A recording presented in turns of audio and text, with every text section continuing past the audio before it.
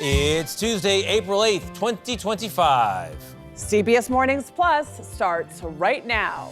The clock is ticking with reciprocal tariffs set to take effect at midnight. President Trump holds firm and hits back at China. I have a great relationship with President Xi. I hope it's going to stay that way. I have great respect for China, but they can't do this.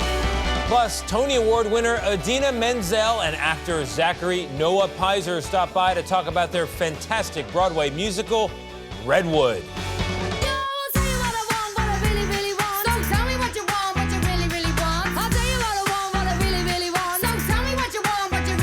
The one and only Geri Halliwell-Horner is here, and she's got a brand new book that you'll really, really want. We'll tell you all about it. If you want to be my lover, you gotta get with my friends. Make it last forever. Friendship never ends. If you want to be my lover.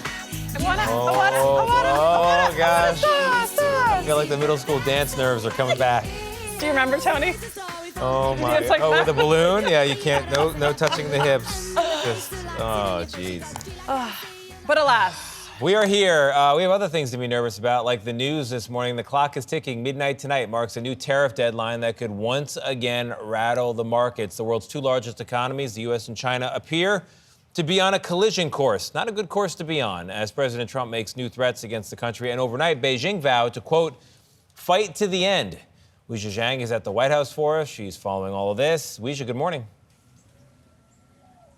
Good morning, Tony. Good morning, everybody. So President Trump's threat to impose an additional 50% tariff on China seems to be backfiring because Beijing says if the U.S. follows through with that, there will be countermeasures and is accusing the Trump administration of, quote, blackmail. With the clock ticking, it's really unclear if Trump is going to pull back at all on those tariffs. Asked if they are permanent or if he will negotiate, Trump says both can be true. On Monday, Israeli Prime Minister Benjamin Netanyahu was the first world leader to have FaceTime with President Trump since he announced reciprocal tariffs last week. We will eliminate the trade deficit with the United States.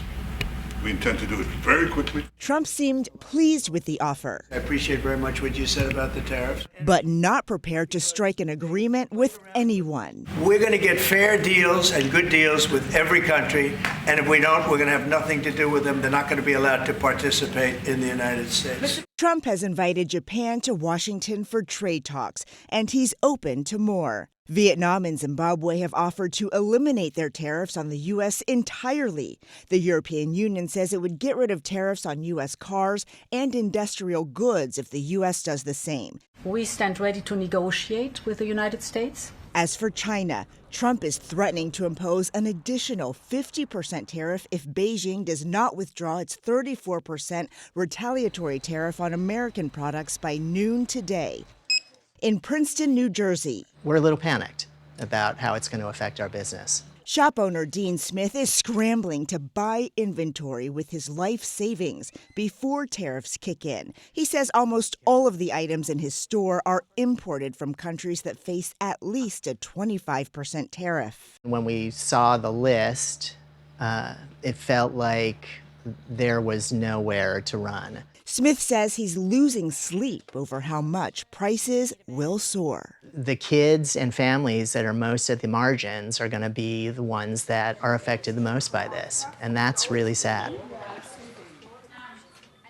On Capitol Hill, there is an effort brewing to give Congress the ability to review new tariffs or to cancel out existing ones. A handful of Republicans have already signed on to this measure, with others leaving the door open for consideration. But the White House says if any such bill lands on the president's desk, he's going to veto it. Adriana. And Weijia, what have you heard about reports that a potential TikTok deal fell through because of these tariffs? Well, President Trump on Air Force One just a couple days ago essentially confirmed that deal. He said that, the deal was on the verge of being finalized, but then China pulled back because he announced these reciprocal tariffs. And we know that President Trump thinks of tariffs as a really powerful negotiating tool. And he said that, if I gave a little, cut in tariffs, it would be approved, that deal, in 15 minutes, which shows you the power of tariffs. So President Trump has extended the deadline to reach a deal about TikTok until about mid-June. But it doesn't seem like, this tit for tat with China is going to budge anytime soon. So that could play a major role as he tries to keep that platform in the U.S. The clock is ticking on so many of these issues. Weijia, thank you so much. Turning now to a major decision from the U.S. Supreme Court impacting President Trump's policies on deportations. It follows the administration's controversial use of a law to remove migrants without due process, including sending them to a notorious prison in El Salvador. Scott McFarland has been following this story. Scott, good morning. Adriana, good morning. This was a high-stakes, high-octane battle, and as the Supreme Court issues its ruling, both sides are declaring victory here.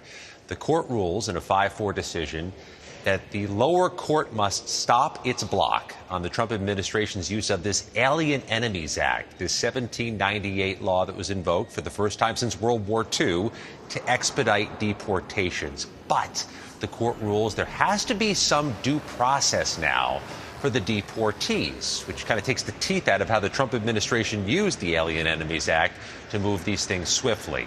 How this plays out is still unclear, but the Supreme Court's decision is being heralded by the Trump administration. They say more deportations are to come. But those who challenged on behalf of those deportees, the Venezuelan nationals, say they're going to refile their suit in Texas, where the deportees had previously been held, and continue to challenge that there wasn't due process, as the Supreme Court now requires, Tony. Scott, one of the individuals on that flight to El Salvador who's now in that prison is Kilmer Abrego Garcia. We spoke about him yesterday. We've been covering his story for a little while now. He's a father from Maryland who had an order saying he wasn't supposed to be deported. The government, though, says he's a danger and a gang member, and they did deport him. Did Justice John Roberts in this Supreme Court ruling say anything in particular about that man's fate yesterday? Tony, the Supreme Court has begun putting its fingerprints on that case. We'll find out more at the end of the business day here in Washington. That's the deadline John Roberts, the Chief Justice of the U.S., has set for more arguments over this case of Kilmer Abrego Garcia. The family, the people challenging on Mr. Abrego Garcia's behalf, say this was a mistaken deportation. He should be brought back from El Salvador immediately. That's what a lower court judge in Maryland decided, Adriana and Tony. But the Trump administration says they don't have the power to get him back now that he's in El Salvador. Let's see what the Supreme Court says at the end of the day today, whose side they takes and what happens next. Yeah. And the Trump administration has said they will follow Supreme Court rulings. So we'll see. Scott, thank you very much. Appreciate it. We're going to turn now to the latest on severe flooding in the Ohio Valley. Rising rivers in Kentucky have forced people, in several cities to evacuate. And since last week, severe weather, the death toll is up to 24 people, at least, 5 of them in Kentucky. Nicole Valdez is in Frankfort, one of the hardest hit cities. Nicole, good morning. Hey, Tony, good morning to you. Yeah, look, we're still seeing several inches of water here on the ground in downtown Frankfort. We're not far from the Kentucky River, which, as you know, is still swollen today. That water started to spill over this weekend, creating not only problems for hundreds of people across the state of Kentucky, but now growing concerns amid this historic flooding. In Frankfort, Kentucky's capital city is entering day 5 of disastrous flooding after the Kentucky River reached near record levels. And I came down here and told him, I was like, we got to go. Can't wait anymore. James Cornish had to quickly help his father leave his flooded home. He says at one point the water rose half a foot in a half hour. It comes after a days-long deluge that dumped about 8 inches of rain in here and up to 16 inches in southwestern parts of the state. You're just in that mindset of we got to get this done. Hurry up and get out of here. The flooding swamped the historic Buffalo Trace distillery, renowned for its bourbon, which it has been producing for more than 200 years. The company says they haven't even been able to get in and look at how much of their property is impacted. The extensive flooding also spread to Cincinnati, Ohio.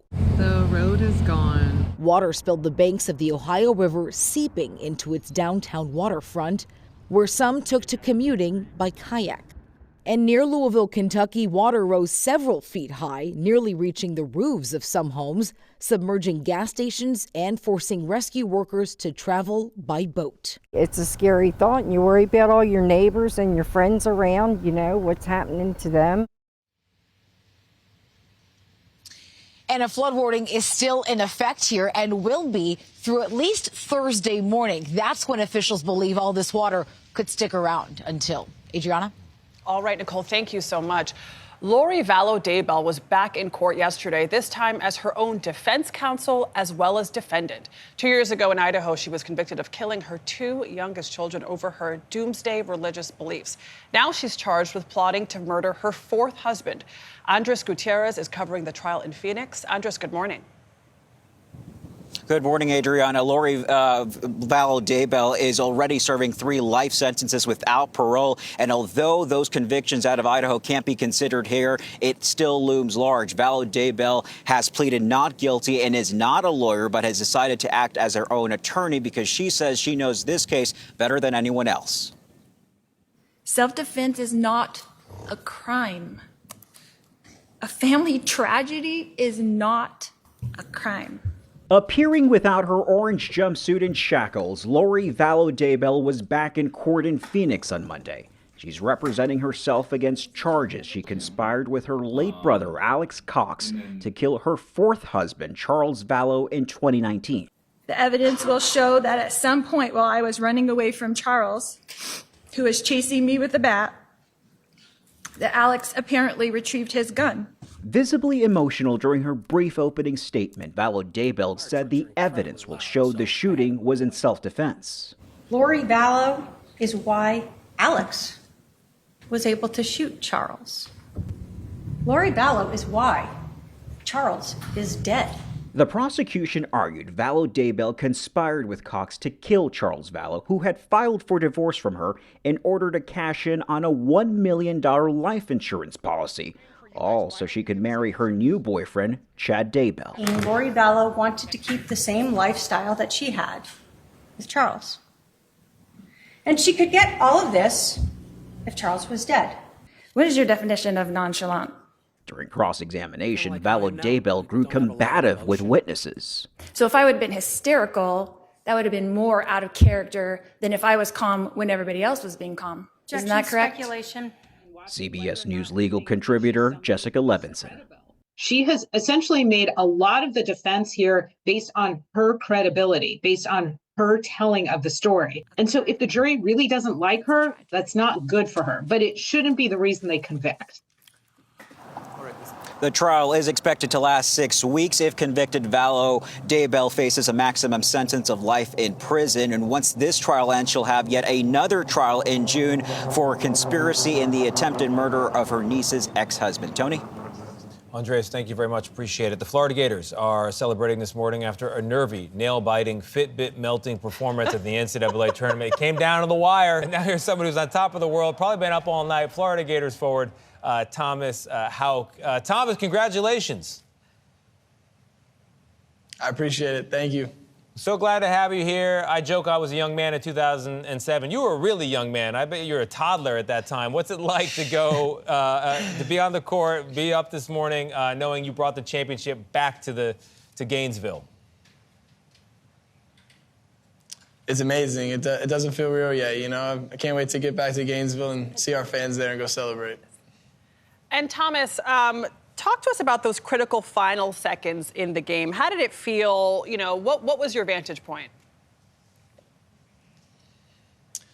Yeah, I was just hoping to not let my man score. I didn't want to be the one who's gave up the game-tying bucket or the game-winning buckets against him. So I was kind of like locked on him, and then I saw the ball go loose, and that time started ticking down. And, you know, once we kind of gained possession, the buzzer ran out, and it was just craziness from there. You know, Thomas, I've watched a lot of basketball in my life. Very rarely, if ever, do I see a final shot that ends up not getting taken, right? So the Houston player leaps, he's got a shot lined up and opts to drop the ball. What did you make of that decision? Yeah. I don't know. I thought Walt did a great job of getting a closeout on him, and it kind of limited him to kind of double clutched and thought about a shot, and then did that like thing where I don't even know if it was a travel or not a travel, if we would have touched it. But yeah, I think it was just credit to Walt and him getting on there and closing out really hard at him. Was amazing. So you guys were down at halftime. What was it that your coach said to you that helped you turn it around? He just told us to stay the course and stay focused. You know, we were in that situation a lot this tournament, probably more than we would like to be, but we had experience with that and being down in a deficit. It got down to 12 or whatever when the second half began, and we got into that timeout and just said remain calm. And he does a great job of keeping us level and keeping us running our game plan. You know, Thomas, I know you're a fan of another famous Gator alum, Tim Tebow. He put a congratulations out there on social media last night. What was it like to see that? Oh, it's awesome, man. He's the man. He's the GOAT of Florida athletes, in my opinion. And you know, I wish to meet him someday. I hope that happens soon. And just so we're clear, the white thing peeking out behind your right ear, is that a piece of the net? Yeah, I got the net coming out here at the end. My hair is pretty bad right now. I haven't got any sleep, but yeah, I'll put the net on our hats. Pretty cool. Thank you for clarifying, Thomas, because I've been turning to Tony and I'm like, is that the net? I'm from Florida, so I thought it was like a new Florida look. You know, I don't know what kids are doing these days, but all right, that makes sense. You got a piece of history, Thomas. Congratulations. Thank you so much. Yeah, congratulations, young man. Have a good one. I appreciate y'all. Thank you. Thank you. Ahead, an interesting turn of events. The U.S. government banned certain romantic relationships for some federal workers. We'll tell you the surprising reason why. And a bit later, our morning's memory looks back at an interview with the late, great Val Kilmer. What he had to say about one of his iconic roles. Stick around for that.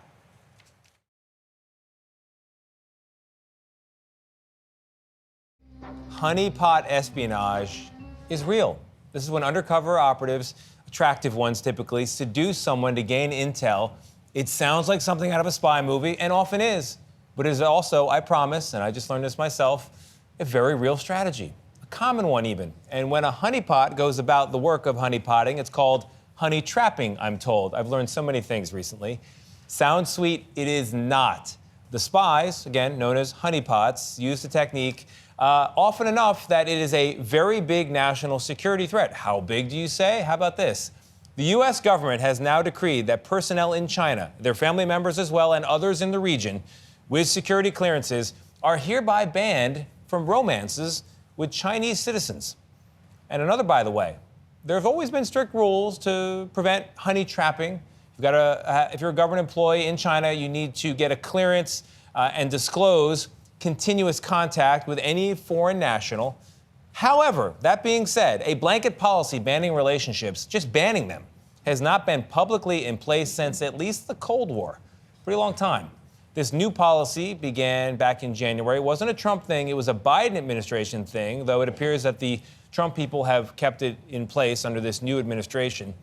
All of this, by the way, again, is according to the Associated Press, which broke this story not long ago. I want to know more. So to help us understand the threat, we are joined by CBS News national security contributor Sam Vinograd. Sam, this is I am naive apparently. I thought that this was the imaginings of Hollywood, but apparently it's the imaginings of espionage agencies all over the world. How big of an issue is it? Well, Tony, in the global game of espionage, seduction is one of the oldest tricks in the book. And that's why the U.S. government has for decades required its personnel, including me when I was in government, to disclose any ongoing romantic relationship or sexual relationship with a foreign national. The U.S. government's goal has been to ensure that its personnel aren't being targeted by honeypots to get access to information and influence over policy. This shift to prohibiting U.S. government personnel in China from engaging in any dating game with a foreign national while on the ground really speaks to the sophistication of the Chinese intelligence services and probably the effectiveness of honeypots in China in gaining access to U.S. government information. Well, Sam, that was going to be my next question. How effective is this? Because when we talked about this on the show a few days ago, I kind of thought like, yeah, this is low-hanging fruit in intelligence gathering. It's easier to send out a honeypot to get information than perhaps gather intelligence via other means. Yeah. How effective is this? It is an incredibly effective strategy. Foreign intelligence services want to get access to information, and they prey upon individuals' vulnerabilities. Loneliness, romantic feelings, sexual desires, those are a vulnerability. And we've seen honeypots be incredibly effective over the course of history. And again, that's why the U.S. government has required its personnel to report any of these relationships in the past, and particularly when individuals are stationed overseas, oftentimes away from family and friends and things that they're familiar with. They can be incredibly lonely and perhaps even more susceptible to exploitation and just not having their guards up when it comes to being targeted by a foreign intelligence service. Yeah, people are going to be people. So I am curious. So the spying, is it the kind of thing that where you go to the bathroom to brush your teeth and then they're going through your bag, or is it more of they coax you into giving up secrets? Honeypots use such a broad range of techniques, Tony. If you just think about how they target government officials, there's a lot of ways to meet someone to date these days, whether it's online, whether it's at a sporting event, whether it's at a bar. And honeypots can be incredibly sophisticated. They identify their target. They identify what their target likes to do, what their likes, what their dislikes are. And then over time, because they're so skilled, they very subtly start to solicit information and to report that back to headquarters. So it is a very well-oiled machine, often with direction from headquarters, and they've been quite effective in getting information from a range of government officials over the course of history. So we've been careful with the language here. It's gender neutral. We'll be saying they, but I have a low enough opinion of men that my guess is that men are most frequently targeted, and most frequently it's a woman who's the honeypot.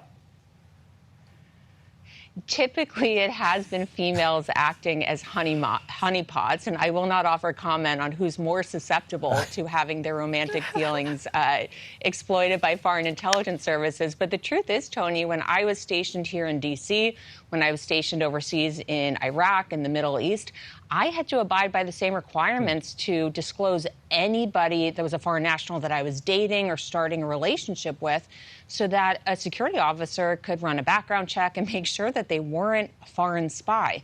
This shift, again, to prohibiting any kind of relationship overseas in China just really speaks to the sophistication of Chinese intelligence and the threat that Chinese intelligence just poses to U.S. national security. Yeah, the threat must have gone up with honeypotting for them to issue this blanket ban. Sam, thank you so much. Thank you, Sam. It was great. And that was today's By the Way. Ahead, the stories that caught our eye that we think will catch yours too. Plus, could popular weight loss drug medications protect against dementia? Dr. Celine Gounder is here with what you need to know. Stick around.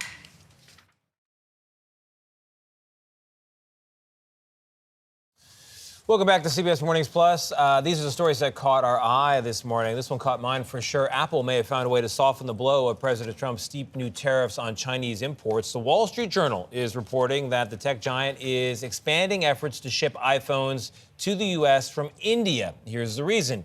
Trump's renewed tariff package puts at least a 54% duty on Chinese goods, but for India, the pain is a bit less, 26%. The move is a short-term strategy, while Apple seeks a longer-term exemption from all the tariffs. And an extinct wolf made popular on the hit show Game of Thrones has been brought back to life, sort of, depending on who you believe. A company called Colossal Bioscience. Let me say that again. A company called Colossal Biosciences says it created 3 dire wolf pups by using DNA from a 13,000-year-old tooth and a 72,000-year-old skull. The last time these animals roamed the earth was roughly 10,000 years ago. But some doubters claim they're actually gray wolves with genetic edits intended to make them resemble the lost species. The Dallas-based company is also known for its ambitions to bring back the extinct woolly mammoth by 2028. Guys, we all saw Jurassic Park. It does not end well. We need to stop this. It never ends well. I mean, even if they are a variation of a gray wolf, they have taken genes from an ancient and extinct species and reinvigorated it. Here's the other thing.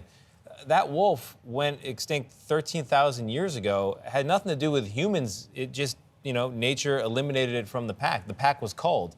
I can understand conserving animal life by rejuvenating the things that are here that we are harming because we apparently can't get out of our own way or the planet's way.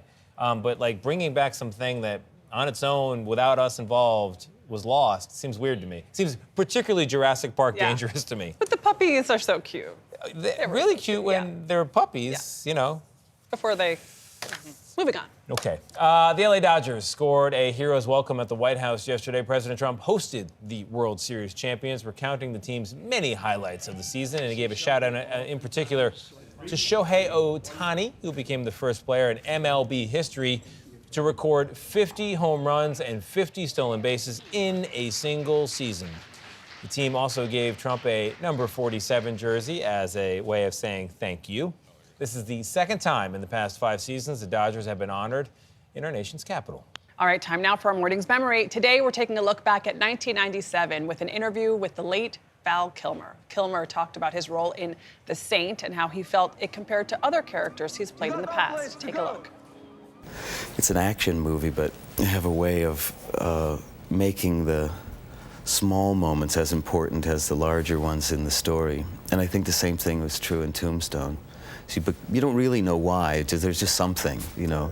Most people go to a particular line they like, or they say something, you know, I just like that guy. And that was the kind of pleasure I had in this experience as well. Kilmer died last week. He was 65. Mesmerizing. Yeah. I love him.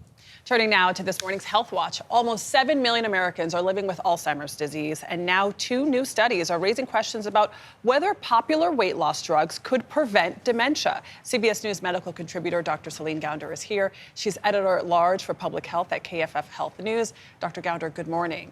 Dementia is one of the things that affects so many families, and really so many people are scared of affecting themselves. What do these studies show? So I want to be very careful to say that these are preliminary results. These are not randomized clinical trials of these medications for treatment or prevention of dementia. One of these studies looked at clinical trials for other conditions, and they saw a hint that these medications may help prevent or treat dementia, but I have to, again, emphasize a hint. This is not definitive evidence. The other one looked at the medical records of tens of thousands of patients who were on these medications, and again, there was some evidence that perhaps these medications may reduce your risk of dementia. So how encouraging then is this? Well, I think what this says is we need to do more research. So in these studies, they did not do formal evaluations for dementia, so there's no question some diagnoses of dementia were missed or misdiagnosed, which means that if you actually had done those formal evaluations, you may not have seen exactly the same results. The other issue is that in the medical records study, healthier patients, younger patients, were more likely to be receiving medications like Ozempic and Mounjaro than the older patients. And so are you just seeing that these younger, healthier people were less likely to have dementia anyway, and they happen to be getting these medications? So we really need to be studying these things more rigorously to say for sure. And so is it possible that just like these weight loss drugs have helped people with their cardiovascular health, because they are losing weight, they're getting healthier, it's less pressure on the heart, it's helping with joint health, less pressure on the joints. Could it be that just being physically healthier could have an impact on dementia? Well, no question. We know that having high blood pressure, having diabetes, not engaging in exercise, these pretty basic things that we know are good for all aspects of your health are also going to be better for your brain health. So reducing your risk of dementia, reducing your risk of stroke. So big picture, whether it's using these medications or through some of these other lifestyle habits, you are going to be doing something most likely to reduce your risk. I would imagine, you hear gardening or knitting or doing crossword puzzles is good for reducing the risk of dementia. I'm very afraid of dementia. Is talking live on television helpful for combating dementia? Well, engaging, intellectually speaking, whatever that is, whether it's on television or reading a book, or for some people, when they stop working, that is a major risk factor for dementia because they stop engaging intellectually. They're sitting in front of the TV. They're not active. So whatever it is that you enjoy that keeps your mind going is really important. Yeah. There was that big news last week about coverage for these weight loss drugs. What do you think about that? Well, so late in Biden's administration, they had proposed having Medicare cover these medications for anybody who had obesity, whether or not you had diabetes or some other medical conditions. Last week, the Trump administration walked that back and said they were not going to follow through on that. And there are trade-offs here. We don't know if these medications will, in fact, prevent some of these long-term health issues. We don't know if it will save money. And there's a real cost to these medications. So it was estimated that over 10 years, this would cost taxpayers $35 billion. So that's a huge amount of money for uncertain payback. And that's despite any savings from preventive health that these weight loss drugs might create. Well, we're not even sure what the savings might be. Okay. And so that's part of what needs to be studied better is, are you actually heading off costly medical conditions or not? All right. Dr. Gounder, thank you very much. Always a pleasure. Ahead, we've got a superstar in the building. Geri Halliwell-Horner, a.k.a. Ginger Spice, is here to tell us about her brand new book. And we've got to ask the question on everyone's mind. Is there a Spice Girls reunion happening anytime soon? Don't tell us yet. Stay with us.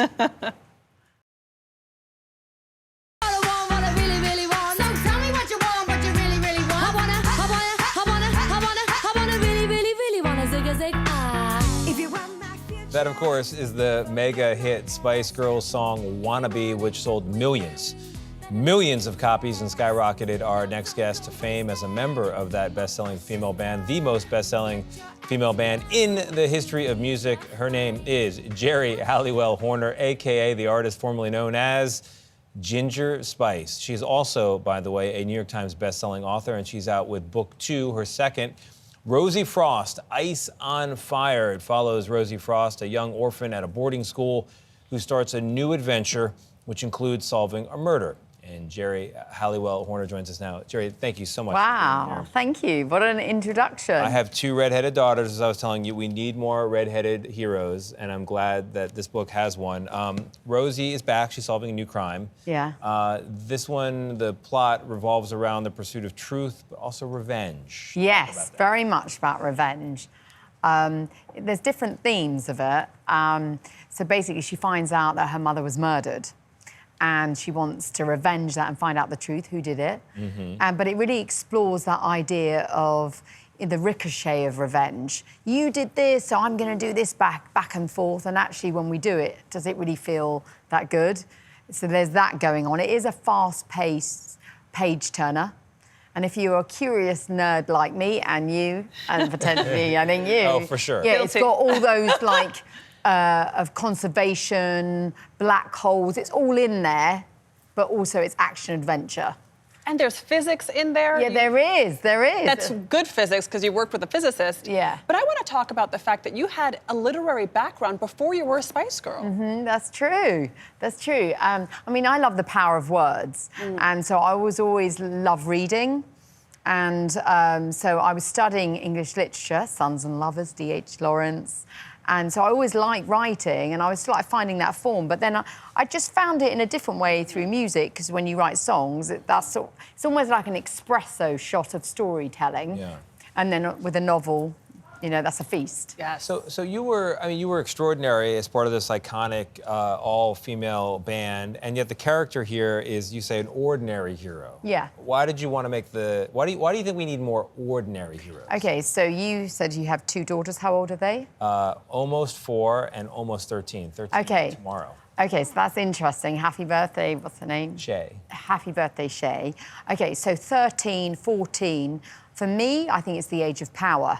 And it's really important for us to say, if I can see it, I can be it. Yeah. A real hero for me is someone that's not perfect, you know, that has those challenges and finds the courage you never knew you had. And so I wanted to create a hero that Shay can go, yes, me, I can be her. And through action adventure, but boys as well. The boys cry, but they're not wet wipes. I love that. I love that. I've read that you've said that writing is a bit like showing your underwear.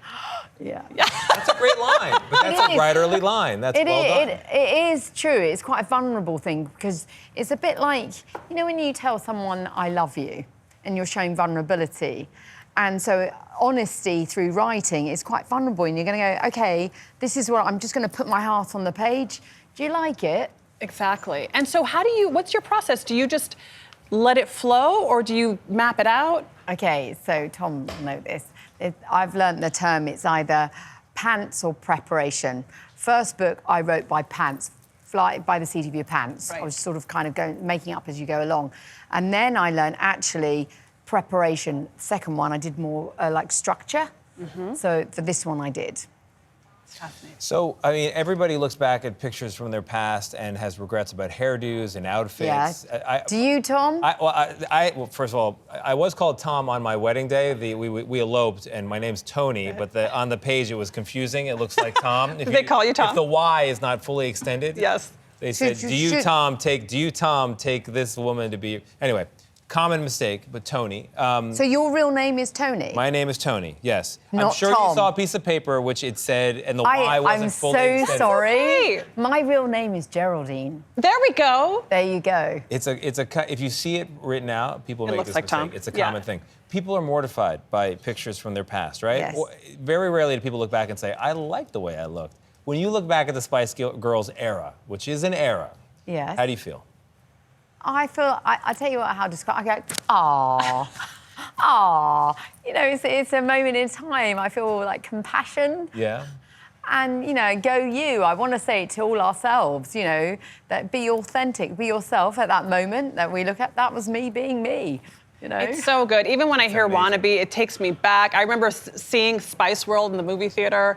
It's so nice to have you, Geri, and hopefully a reunion is coming soon for the Spice Girls. Yeah, I want to say thank you so much to everyone that supported the Spice Girls. You know, truly grateful. Yes. Amazing. You guys still hold that record. Geri, thank you so much for being here. The book is Rosy Cross. Tony, thank you for being here. Yes, Ice on Fire. It is on sale now. Coming up, the stars of the critically acclaimed new Broadway musical Redwood. Tony Award winner Idina Menzel and actor Zachary Noah Pizer are here. Did you know this is her first time back on a Broadway show in almost a decade? We will talk to them both when we get back.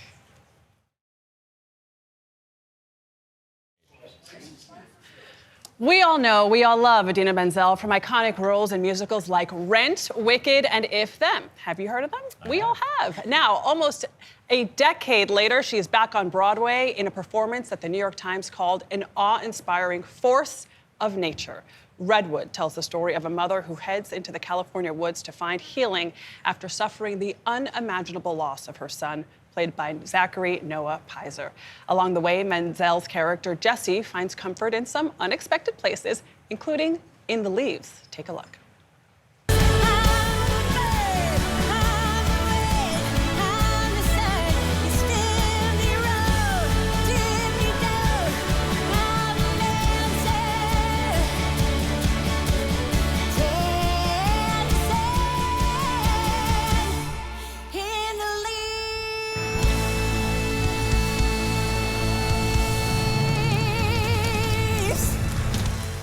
And she does it flying, ladies and gentlemen. Amazing. Idina Menzel and Zachary Noah Pizer join us now. Thank you both for being here. Thank you for having us. Thank you. The show is heavy, but it's therapeutic. You know, there's something about nature, isn't there? You know, and when you are in the theater and the trees come out, suddenly I felt like I could exhale. Totally. Idina, why were you drawn to this topic? Because you helped create this. Yes, I was drawn to this idea of escaping at first and pressing pause and what would it be like to just go as far away. This was before I had my son, to be honest. But, and if I could do something like that, do I have the conviction in my life to be able to do that? And then I found through this, I researched the Redwoods and then fell in love with everything that they represent and their wisdom and their resilience and their root system, which is all about how they are shallow and not deep and clasp hands and sustain each other and hold each other up. And so I thought it would make a really interesting, beautiful, exciting musical. It definitely does. And Zachary, this doesn't work unless you're fantastic in it, and you are fantastic in it, because all these flashbacks to the narrative, you have to play a sweet and innocent boy growing up, and the audience is really connected to you. You connected to this work because it was original. Yes. And I was talking to Idina actually in the last show about how rare that is. Why was it important for you, though, that the play be just unique, or the musical? Yeah, I mean, I got a demo of Kate, who is our composer and co-lyricist. The song that I ended up singing, Still. He steals the show. Oh, stop it. No. You might as well just walk off. Not Idina Menzel saying that now. He steals the show. I heard this song, I heard the demo of it, and I had such a visceral reaction to it because she writes such emotional material that really kind of tugs at your heartstrings in all the right ways, and I just knew I had to be a part of it. And right now, being able to be a part of original work is so few and far between. So when I had those pieces, and then I knew that Adina was a part of it, who I've been a fan of forever, and Tina Landau, it was a no-brainer for me to kind of jump on board. It was a where do I sign moment. Literally, I was like, anywhere, well, let's go. But Zachary, I have to say, like, I mean, you don't steal the show, but you have this twinkle in your eye, right? So you're really like, you're locked into him. And then you open your voice with that song. And I remember sitting there being like, whoa. He is so powerful. Everyone is beside themselves. But Adina, they are in tears, but they also leave the theater feeling like they've had this cathartic experience. They feel hopeful. Hopeful. Yeah. Adina, how do you do it? Because you're singing with your beautiful voice, but you're flying, you're sideways, you're upside down. And don't you need to be grounded to really project? Yeah, yes. I want to know this. I want to know this. I'm really curious about this. Yes, but upside down, for some reason, moving around like that's not easy, pushing off and trying to sing a note. But there is a point, which you didn't see in there, where I literally can hang like a bat upside down.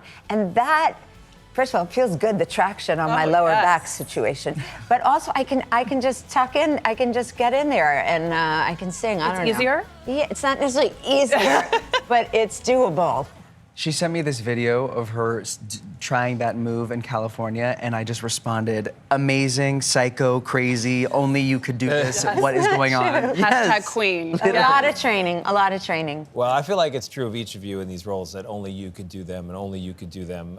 And the endurance involved here, I mean, it's 8 shows a week, 110 minute show. It's no intermission. No intermission. I mean, I can't believe you're here speaking out loud right now. Go get a lozenge and a break, please. You're going to be on...